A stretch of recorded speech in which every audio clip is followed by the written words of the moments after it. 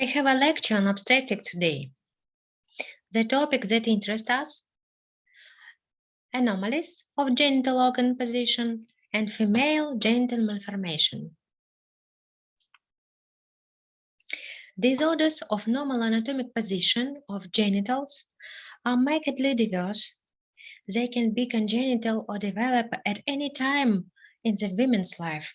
Clinical presentation of female genital position anomaly differ in nature and degree. To date, there is no unified understanding of the origin, pathogenesis and treatment, and most important, of the rehabilitation and prevention of the disease itself or of its relapse.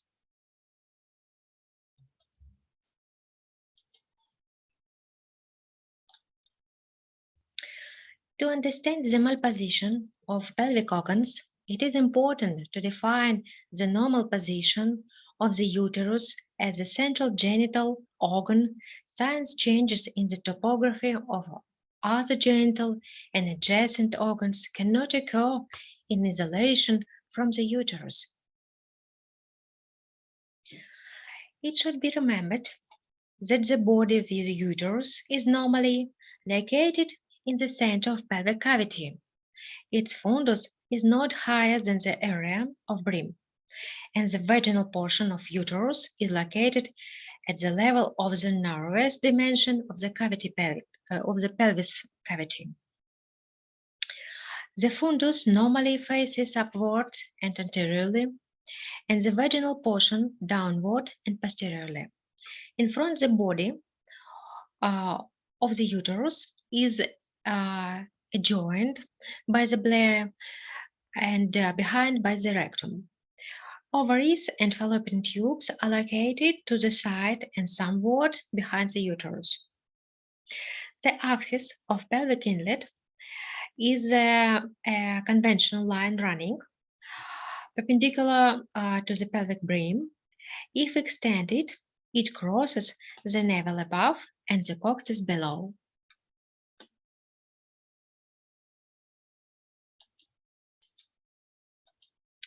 The position of the uterus in the pelvis is usually described with two terms.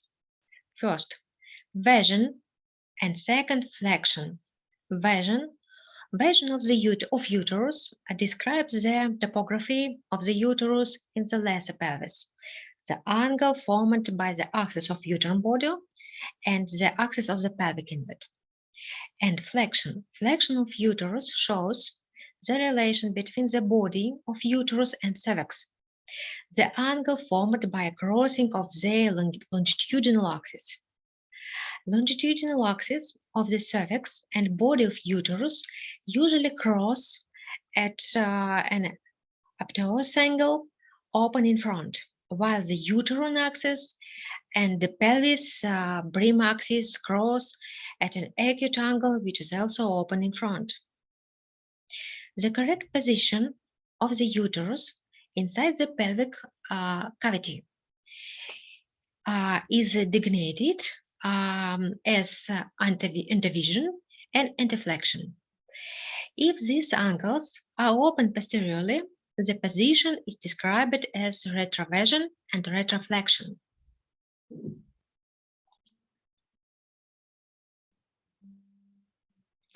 Normal topography of the uterus is promoted by the following factors. First, anatomical and functional competence of the perineum and other structures supporting the genitals. Second, genetically determined individual features of muscular and connective tissue. And third, the tone of genitals depending on adequate function of all body systems, in particular the nervous system, blood circulation, and concentration of sex hormones. And fourth, the relation between inner organs, associated functioning of the diaphragm, abdominal wall, and pelvic floor. The uterus is held in a physiological position thanks to three types of tissue and their combination. These are the bony tissue of pelvis, muscular tissue of the pelvis floor, and connective tissue of the fissure and ligaments of the pelvic floor. Pelvic organs and structures constitute an anatomical unity. They function all together, both then within normal and when the unity has been disturbed. Each tissue plays its own role, but they can keep their uterus in a physiological position while allowing its certain mobility only when working all together.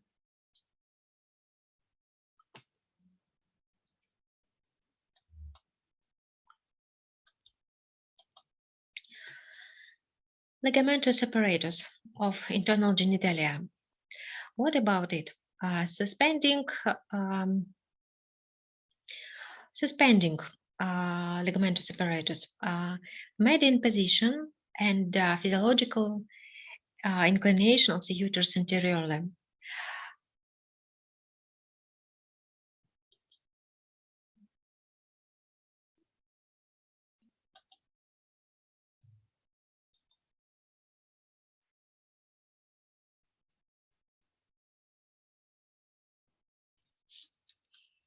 Ligamentum teres uteri, ligamentum latum uteri, ligamentum ovarium proprium, and ligamentum suspensorium.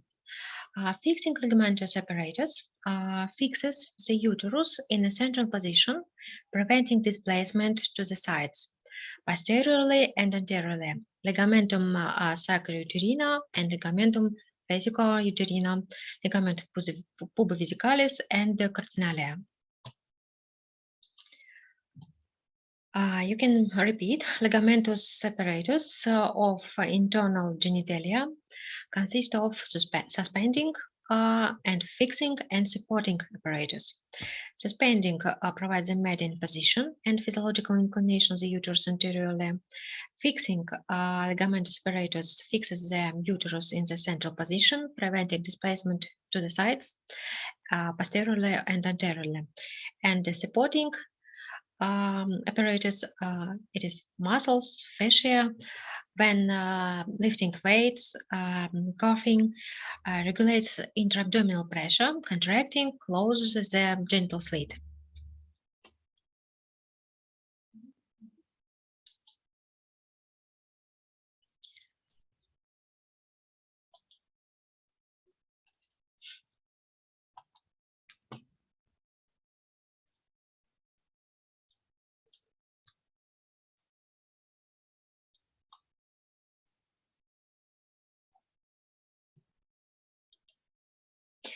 You can see ligamentous apparatus of internal genitalia, vessels, uterus, ovaries, and fallopian tubes.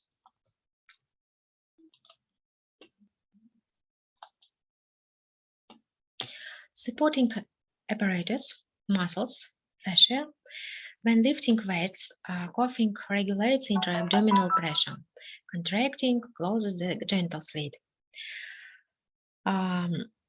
Lower layer, bulba cavernosus, ischio cavernosus, superficial transverse perineal muscles, and the middle layer, urogenital diaphragm, in the anterior part, the external sphincter of urethra, in posterior, the deep transverse muscle, the perineum, and upper layer, the paired muscle that rises the anus, musculus levatorani, pelvic diaphragm.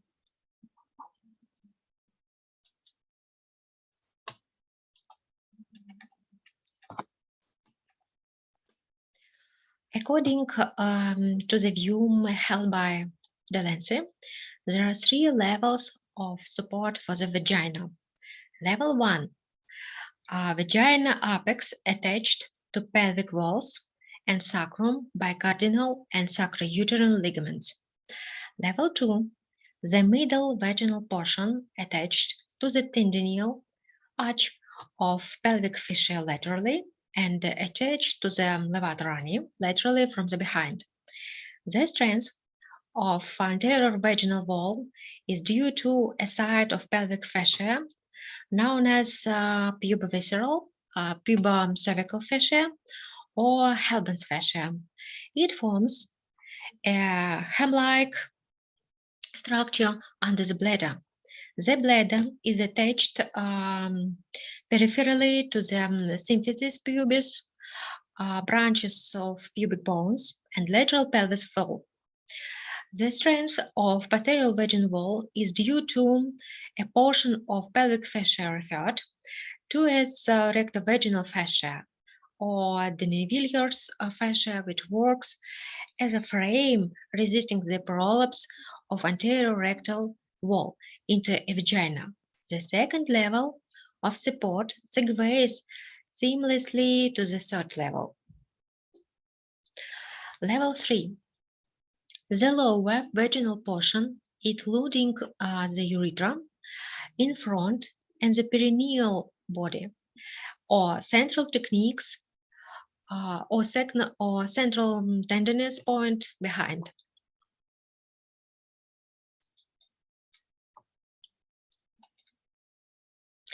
All disorders of pelvic organ topography are classified in relation to the plane, horizontal or vertical, along which a uterus shifts, and or the longitudinal plane around which the displacement occurs. First, horizontal displacement. Uterus position can be anteposition, retroposition, right displacement, left displacement, and uterus inclination. What about uterus inclination? Anteverted uterus, retroverted uterus, tipped or tipped uterus, uterus inclined to the right, uterus inclined to the left, and hyperflexion of uterus, hyperanteflexion or hyperretroflexion. Second, vertical displacement. It can be high uterus, uterus descent, and prolapse. And third, displacement around the vertical axis.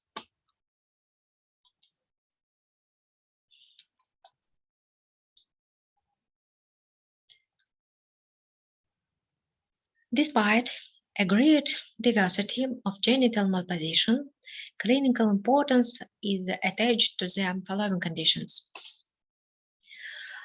Abnormal anteflexion of uterus is a manifestation of genital infantilism and the development of internal genitals. There is a triad of signs: an acute angle between the cervix and body of uterus, and small size of uterus, and elongated conical cervix.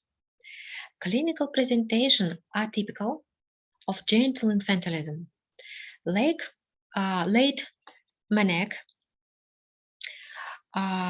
primary oligomenorrhea, dysmenorrhea, and low libido, infertility, and overactive bladder. And second, retroflexion of uterus mostly develops in mature women, but it can occur in young patients as well. It is caused, among other things, by strong adhesions resulting in a uterus fused with the posterior pelvic walls fixed, retroflexion. Some others consider retroflexion of uterus as a prodromal sign of genital organ prolapse, describing it as mobile retroflexion. A uterus in retroflexion has a disturbed circulation. Fixed retroflexion of the uterus can be a sign of genital endometriosis. Pelvic organ prolapse means descent and prolapse of the uterus and vaginal walls.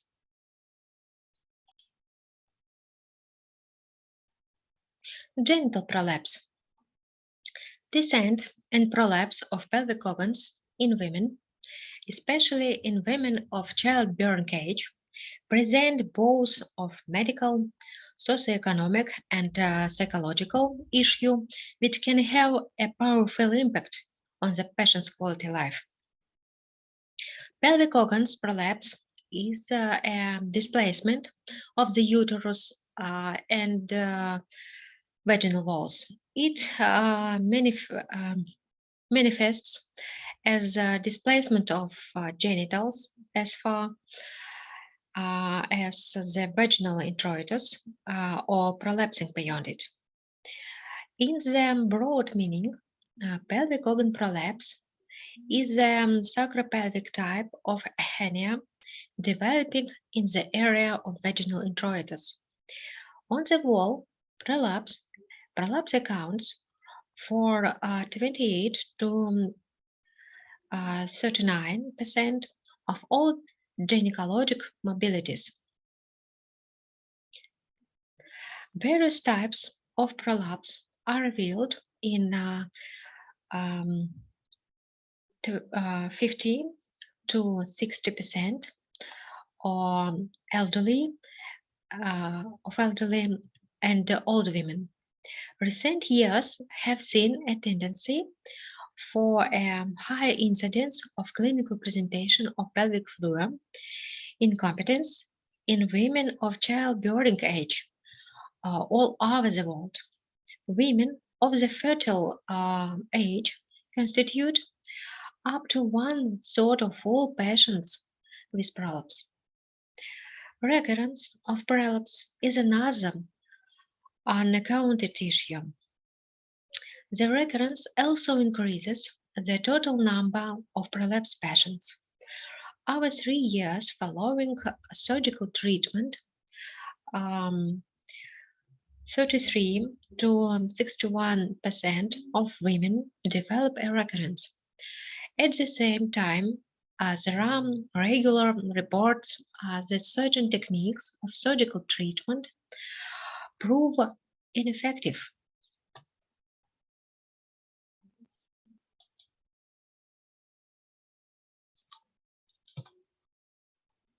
Classification.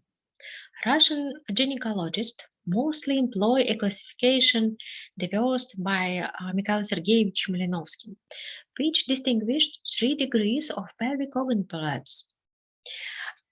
First degree, the cervix descends as far as the vaginal introitus. This means descent of the uterus. And second degree, the cervix images beyond the vaginal introitus with the body of uterus located above in incomplete prolapse of the uterus. And the third degree, the entire uterus is beyond the vaginal introitus, complete prolapse of the uterus.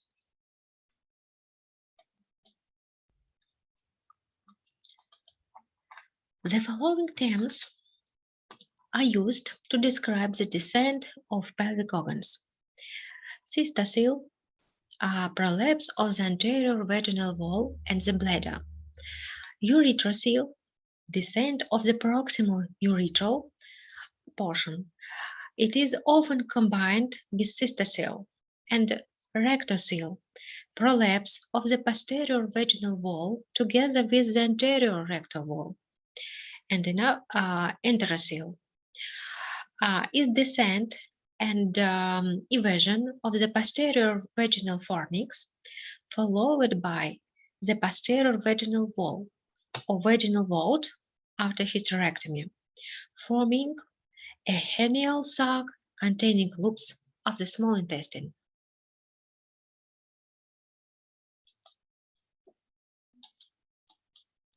A classification adopted by the International Consensus Society is widely used in many countries nowadays. It offers a standardized evaluation of prolapse degree, POPQ system, pelvic, organ prolapse quantification. According to this classification, the terms cystocele, rectocele, enterocele are replaced by anatomical nomenclature. The anatomical position of 6 specific points in relation to the vulvar ring is given in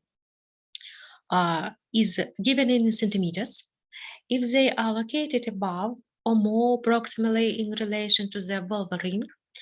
They are given a negative value. If they are placed below or more distally in relation to the ring, they are given a positive value. The vulvar ring plane serves as a reference plane. The stage is set according to the most protruding part of the vaginal wall. There may be a lobing of the anterior wall, point BA, and apical part, point C, and the posterior wall, point BP.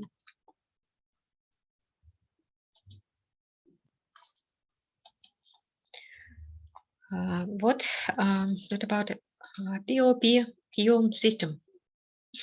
POPQ system distinguished 4 stages of pelvic organ prolapse. First stage.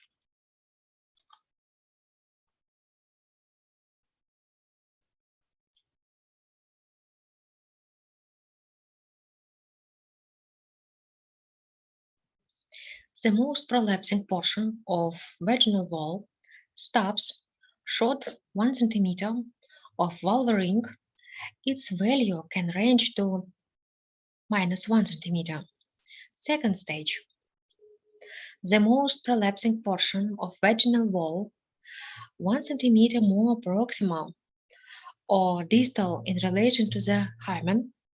Its value can range from -1 to +1 cm. Third stage. The most prolapsing part of the genital organ is more than 1 cm distal from the vulvar ring plane, but the total vaginal length is decreased by less than 2 centimeters. Its value range from +1, but total vaginal length less 2 centimeters. First stage, complete prolapse. The most distal prolapsing part building by more than 1 centimeter from the vulvar ring, while the total vaginal length is decreased by more than 2 centimeters.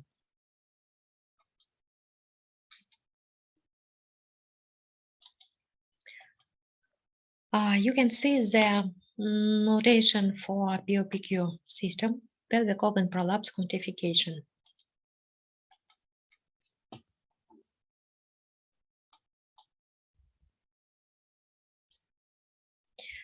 Risk factors.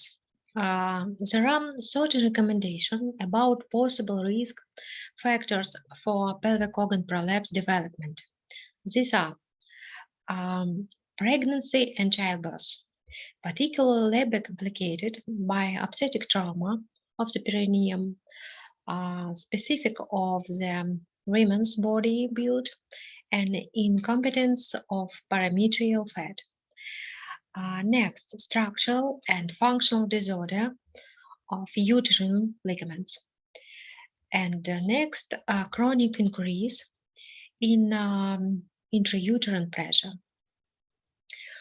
Hyperestrogenism, systemic dysplasia of connective tissue, hernias in the other parts of body, excessive joint mobility, high degree myopia, and etc. And the next, disorder of pelvic floor, innervation and circulation. Biochemical abnormalities in perineal tissue, and genetic predisposition and dystrophy. Pelvic organ prolapse is a multifactorial condition.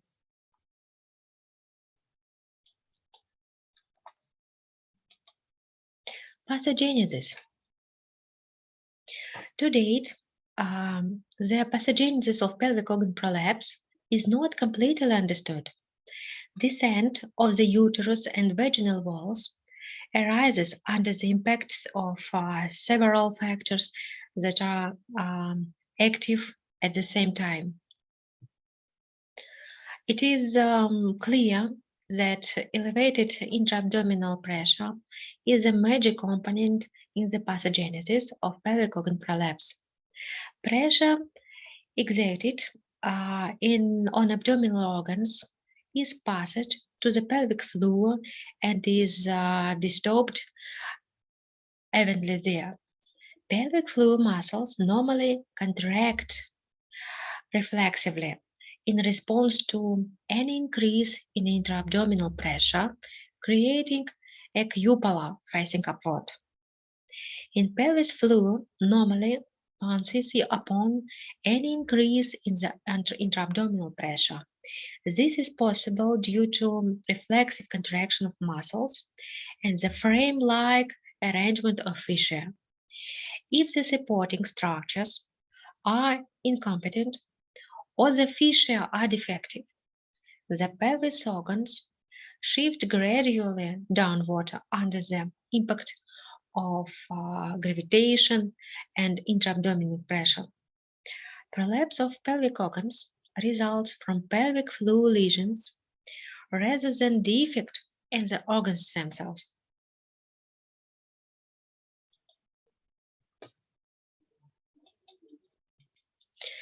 The major causative factor in the pathogenesis of pelvic organ prolapse is abnormality of connective and muscle tissue. A common anatomical cause of prolapse is laceration of pubic, cervical, and rectovaginal fascia and their detachment from the pelvic walls. This result is cystocele, rectocele, and enterocele. The leading cause of pelvic floor incompetence is labor, complicated by perineal trauma.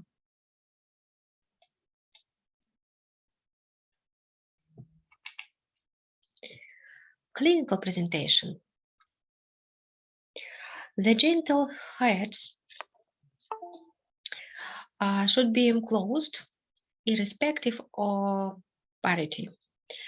Palpating the perineum with the patient at rest and under conditions of maximal straining, the patient is asked to tighten her perineal muscles around the physician's fingers introduced in the vagina. Helps in diagnosing pelvic floor incompetence in its early stages. A physician should pay attention to enlarged genital hiatus in patients who had a vaginal birth if they present with recurrent laccorrhea as well as vaginal dysbiosis and cervical disease.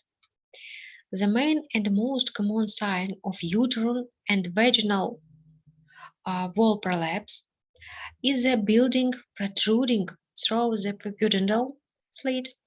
It is often detected by the patient herself.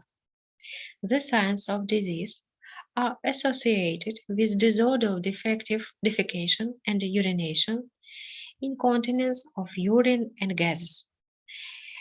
A sensation of a foreign body in the vagina, discomfort in the perineal area, discomfort from when walking, dragging pain in the lower abdomen.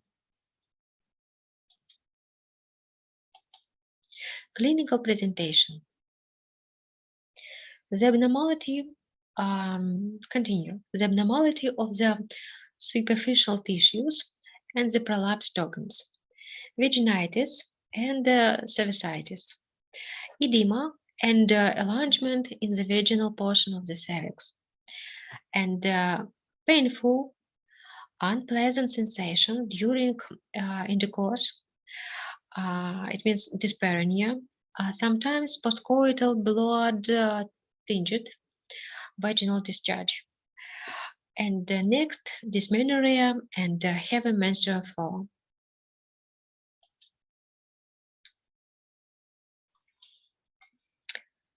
Diagnosis of genital prolapse is based on the following methods: anamnesis, gynecological examination, transvaginal ultrasound, urodynamic study, hysteroscopy, cystoscopy, and rectoscopy.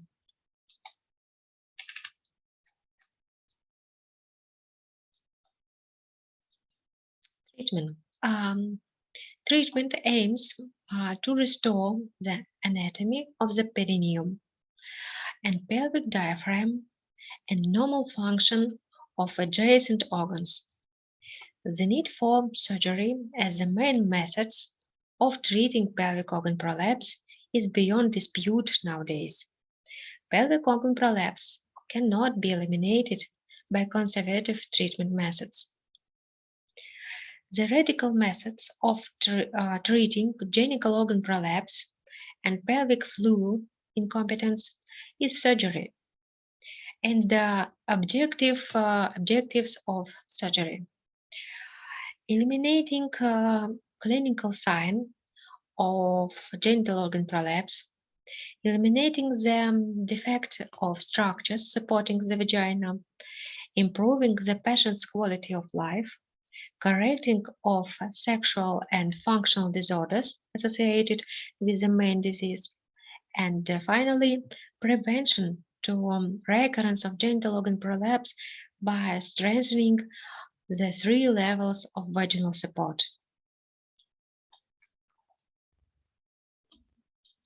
Prolapse surgical approach.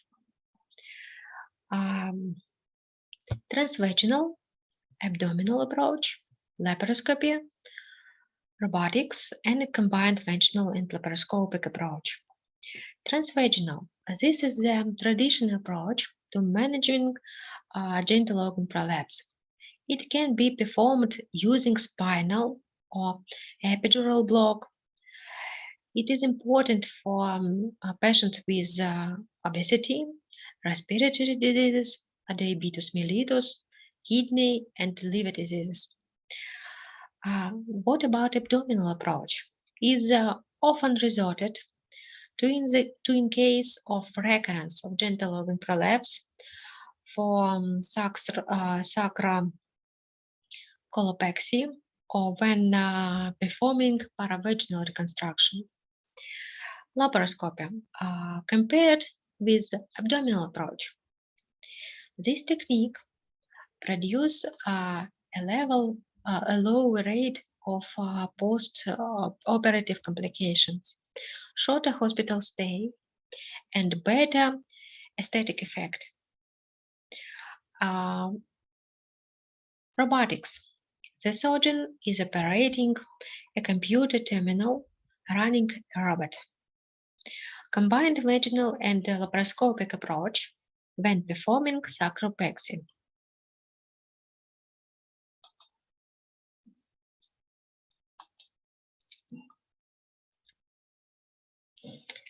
The choice of surgical technique is management of pelvic organs prolapse should be made in accordance with the areas of anatomic defect. 3 such areas are distinguished: anterior, middle, posterior compartments. As a rule, genital organ prolapse affects several components. So the division into areas is conventional. Surgical techniques aiming to strengthen the effect ligaments and fascia make it possible to spare the vaginal tissue.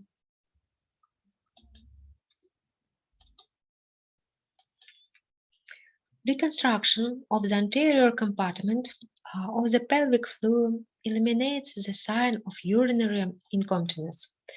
Cystourethral fixation of the pubocervical fascia is of great importance in the surgery.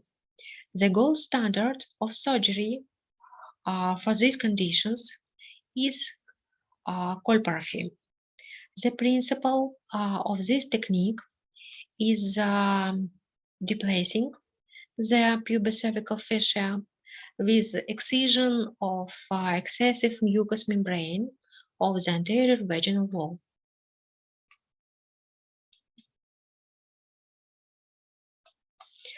The higher rate of recurrence after anterior colporrhaphy,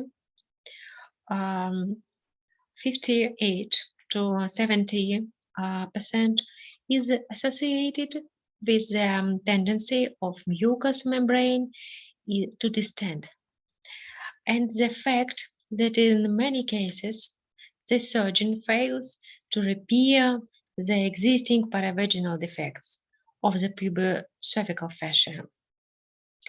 A modification of anterior colporrhaphy using synthetic material to make small patches on the underside of the bladder can reduce the number of recurrence to twice since.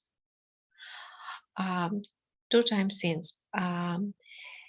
Irrespective of the precise location of the pubocervical fascia defect, its entire surface is duplicated with a synthetic mesh graft.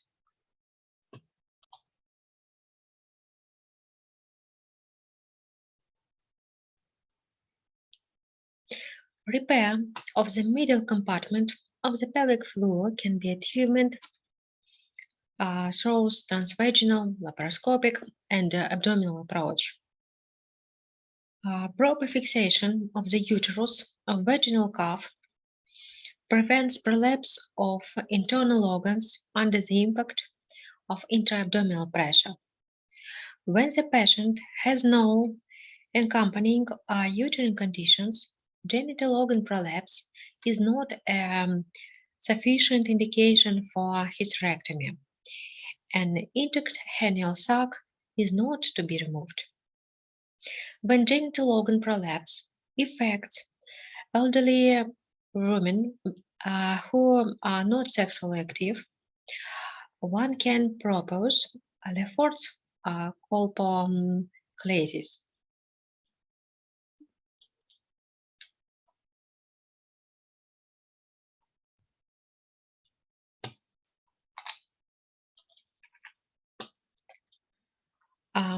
And third, repair of the posterior compartment of the pelvic floor implies elimination of enterocele, rectocele, and repair of the perineum. Elimination of enterocele means obliteration of the rectouterine space, culdoplasty, application of sacrouterine ligaments, fixation of vaginal vault to sacrospinous ligaments, and etc. The most common surgery for pelvic floor incompetence and pelvic organ prolapse is colpoperineoplasty, colpoperineolevateroplasty. Ineffective surgical techniques should be used on young patients when no further fertility is desired. If, however, the patient's quality of life deteriorates, she can be operated on at any age without age limits. In postmenopausal patients, the effectiveness of surgery is considerably higher if estriol preparation are administered in the pre- and the post-operative period, which promotes healing of vaginal mucous membrane.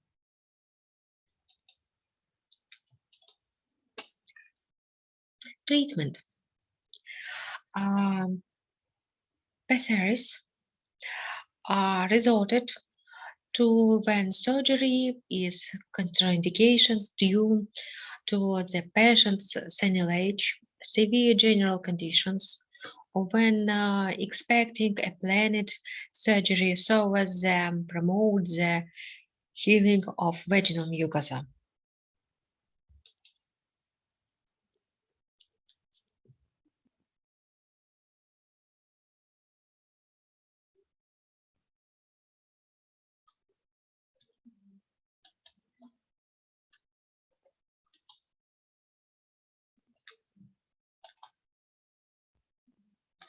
The use of vaginal pessaries.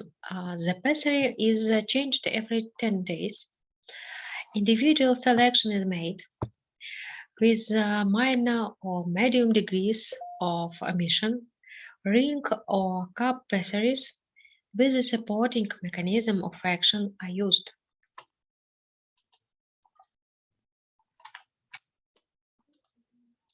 Prevention of pelvic organ prolapse. Prevention of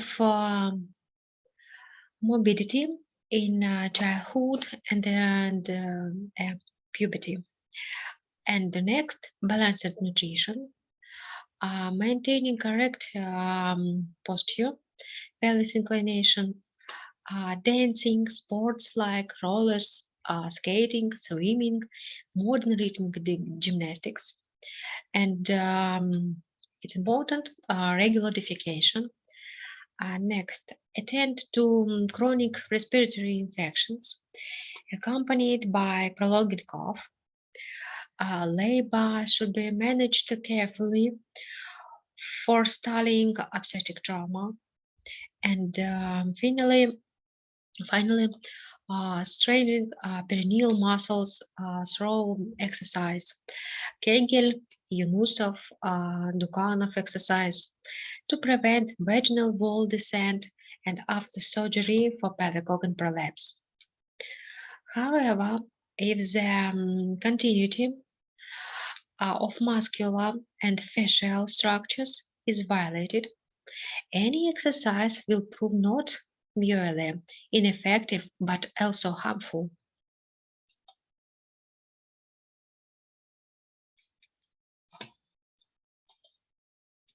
Exercises is effective for faster restoration of perineal tone after childbirth, for rehabilitation after perineal surgery for internal genital organ prolapse, and to preserve and maintain the tone of pelvic floor in women without apparent compromise, but with factors predisposing to prolapse development. Chronic elevating of intra-abdominal pressure associated with occupation, chronic cough, chronic conception, ovarian hyperfunction, or status post-hysterectomy. On the wall, it should be pointed out that trying to manage prolapse with exercising is ineffective, while exercise are highly effective as prolapse prevention.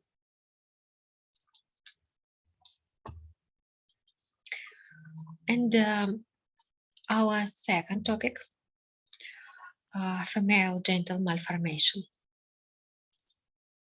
What about female genital malformation? Congenital malformations of genital organ is an abnormality of its structure that lies outside the range of normal varieties. Malformations are seen in 3.2% of women of childbearing age. The rate of combined urinary and genital malformation varies from 10 to 100%.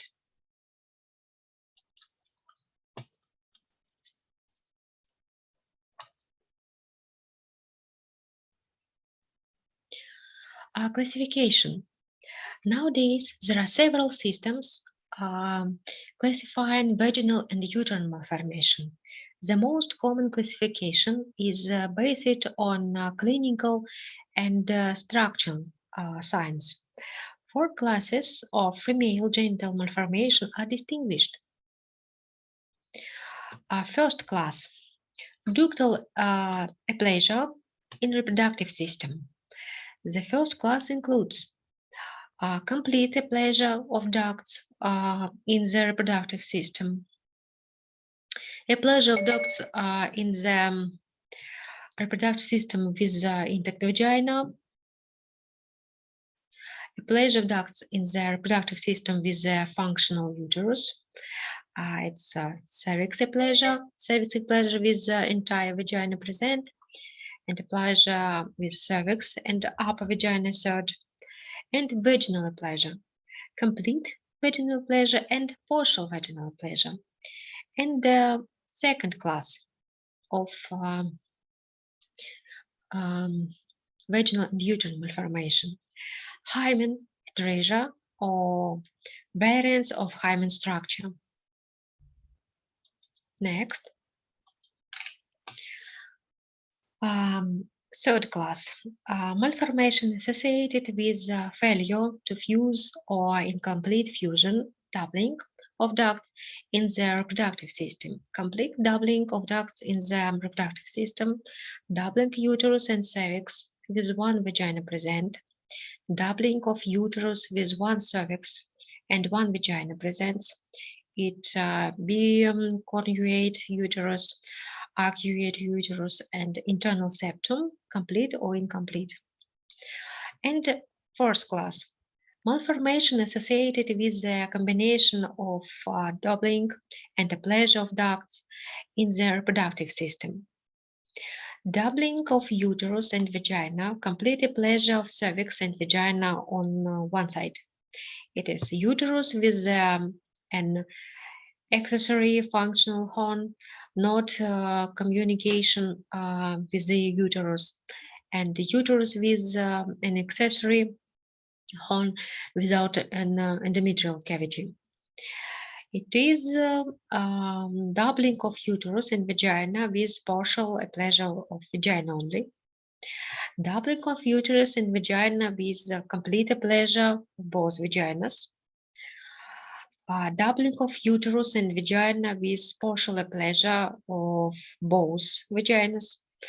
And finally,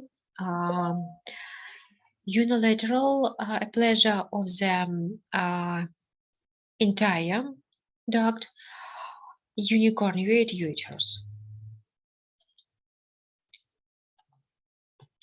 Etiology. Embryonic development is affected by multiple factors. Conventionally, all teratogenic factors are divided in the following way. First, genetic factors determining male or female sex differentiation, 25%, and external factors, the environment, trauma, teratogenic exposure, it is 10%. And internal factors, enzymes, hormones, and next, factors of unclear origin, it is 65%. Pathogenesis. The mechanism of malformation development has not been well studied. It is believed that malformation emerge resulting from disturbance in cell reproduction, migration and differentiation, destruction of cell masses. They delayed lysis, disorder of tissue, adhesion, and genital malformation arise in the process of embryonic development. It was also established that development of this or that malformation depends on the stage of embryogenesis during which the teratogenic factor is active. Regarding morphogenesis and typical reaction of the embryo to the effects of pathogenesis environmental factors, the entire period of development in uteri can be divided in the following stages. First, initial period, pre-implantation development. There are all or nothing principle. And second, embryonic period, implantation, organogenesis, and placentation. They may be the most grievous malformation. And third, fetal period, pathogenesis. Malformation are not a typical occurrence. The first trimester of gestation is most important period in the formation of the genital system.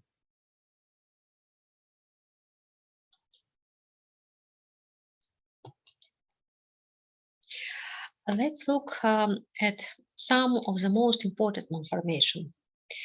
Malformation of vulva and vagina, malformation of uterus and vagina, and ovarian malformation, and hermaphroditism. First, malformation of vulva and vagina. Atresia of hymen, vaginal atresia, vaginal agenesis. Malformation of uterus and vagina. Mayer-Rokitansky-Kuesterhausen syndrome, disorder of paramesonephric ducts fusion, and congenital absence of ovaries, and gonadal dysgenesis.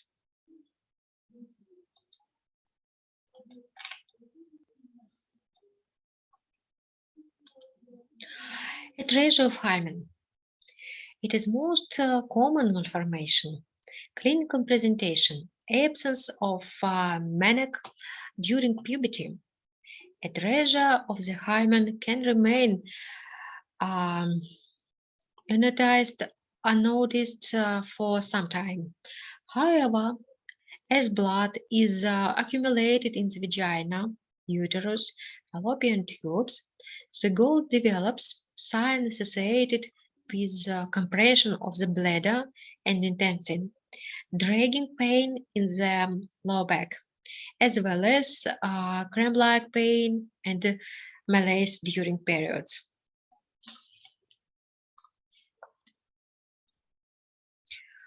Diagnosis is often made upon examination of the vulva. Ultrasonography is helpful in diagnosis of hymenal atresia, and echogram features of anechoic mass. Acutely distended vagina filled with the fluid. If hematometra is present, an echogram shows a similarly disfigured uterus. What about differential diagnosis? First, aplasia of the lower vaginal third with functional uterus. And second, acute appendicitis, torsion, Pfefferian cyst, radical, apoplexy, and hepatic colic. Treatment aims to provide outflow of menstrual blood. For this purpose, surgery is performed. X-shaped or semilunar decision of the hymen and the evacuation of hematocolpor.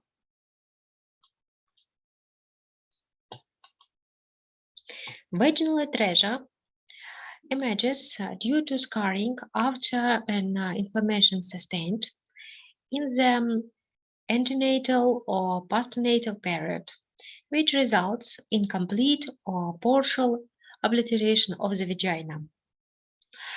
At puberty, vaginal atresia manifests as menstrual blood retained in the vagina, uterus, fallopian tubes, and similar to atresia of hymen.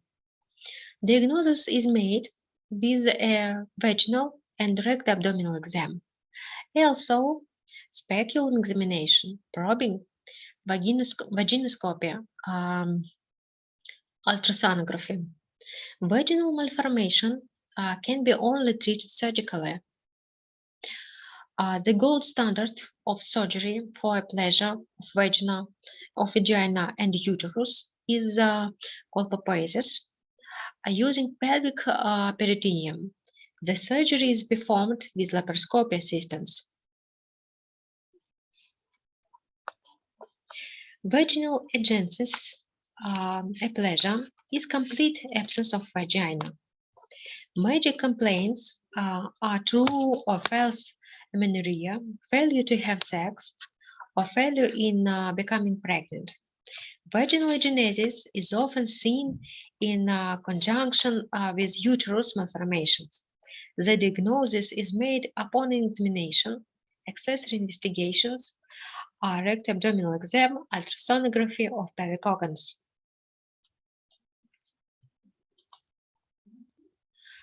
Rokitansky-Kostner-Hauser syndrome, aplasia of uterus and vagina.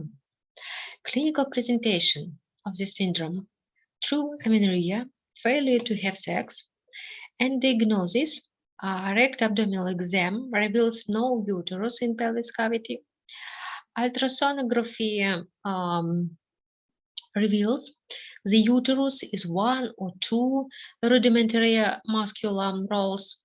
Sometimes there is no uterus at all. The size of ovary is appropriate for the patient side. Differential diagnosis. This condition is differently diagnosed from different types of delayed sexual development, particularly those associated with the ovaries.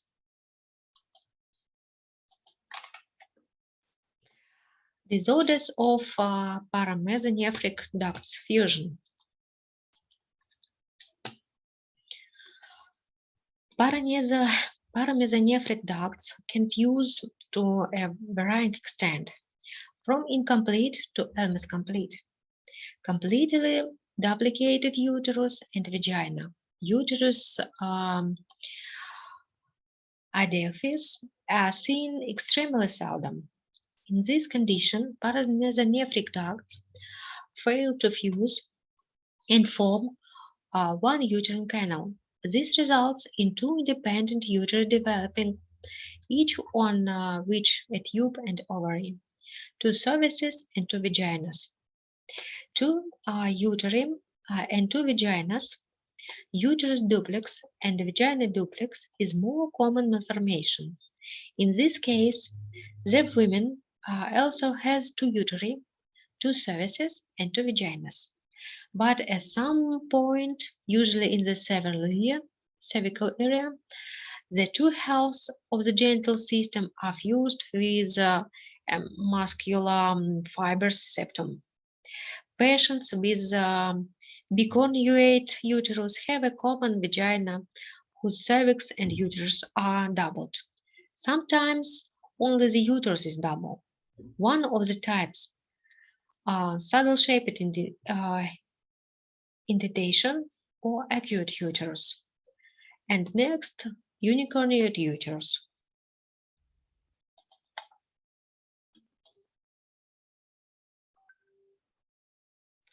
If this malformation accompanied by delayed development of uterus and ovaries, the patient shows menstrual dysfunction, habitual miscarriage, pure uterine contractions in labor, hemorrhage in the placental and the postpartum period, and etc.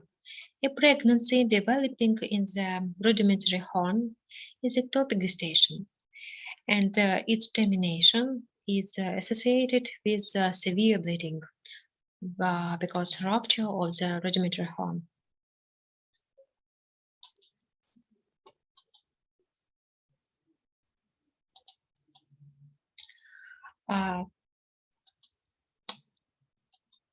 Treatment. Some uterine malformation, which case no presentation, do not require treatment. This is the case with acute, unicornuate uterus and other. If the malformation is associated with miscarriage, reconstructive surgery is performed according to indication. The necessary rudimentary uterine horn is removed during reconstructive surgery or after the cesarean section.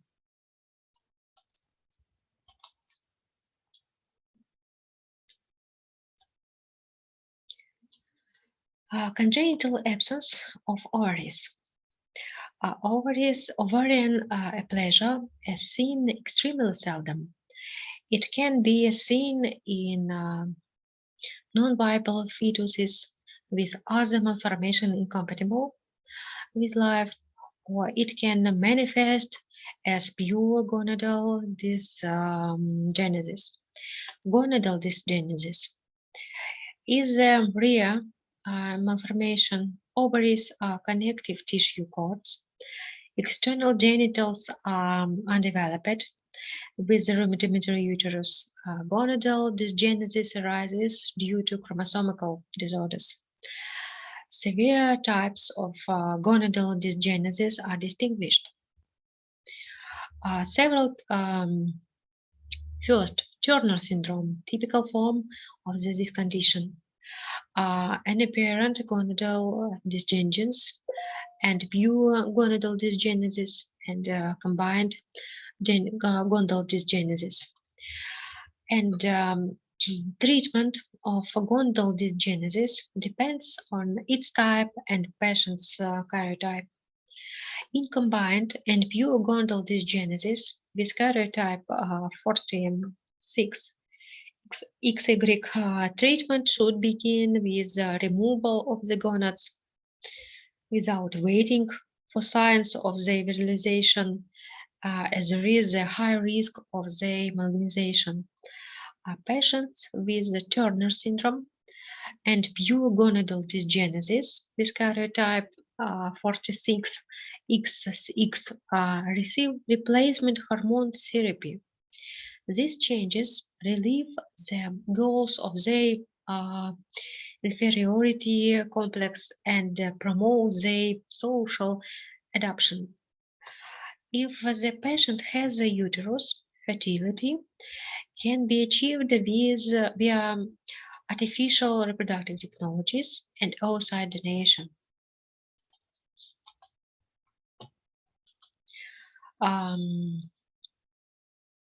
Hermaphroditism. Hermaphroditism means presence of both ovarian and testicular tissue and of ambiguous morphologic criteria of sex, a rare condition in human beings. True and false hermaphroditism is distinguished.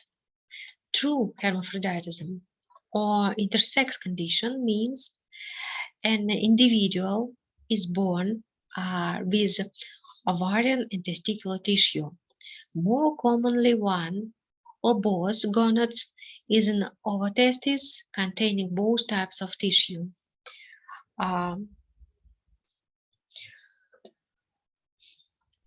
True hermaphroditism is an externally rare occurrence. False hermaphroditism or pseudohermaphroditism is a condition of having internal reproductive organs of one sex while exhibiting some of the external physical characteristics of opposite sex. Pseudohermaphroditism can be male or female. Female pseudohermaphroditism is not often seen. It arises due to intake of androgens or progesterone, androgen secreting tumor in the mother, genetically determined hyperproduction of androgens in the child, adrenogenital becoming manifest in utero, and testicular feminization or Marie syndrome is a type of male pseudohermaphroditism. Patients with the Marie syndrome with 46Y karyotype, normal male genotype, have the female phenotype.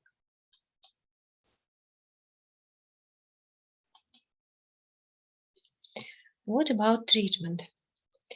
Individuals with testicular feminization are not at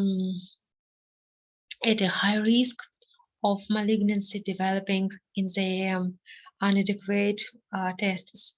So these parts are removed at the age 17 to 18 when the person is at puberty.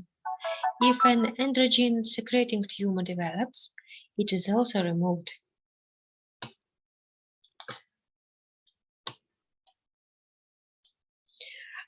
The tissue of surgery is settled individually in each case. It depends on the type of hermaphroditism. After gonadal removal, The patient is on hormone replacement therapy until the age of natural menopause to avoid post-castration syndrome and prevent atrophy of breasts, vulvar, and vaginal mucosa. The patient is given reconstructive surgery to correct genitals and vagina.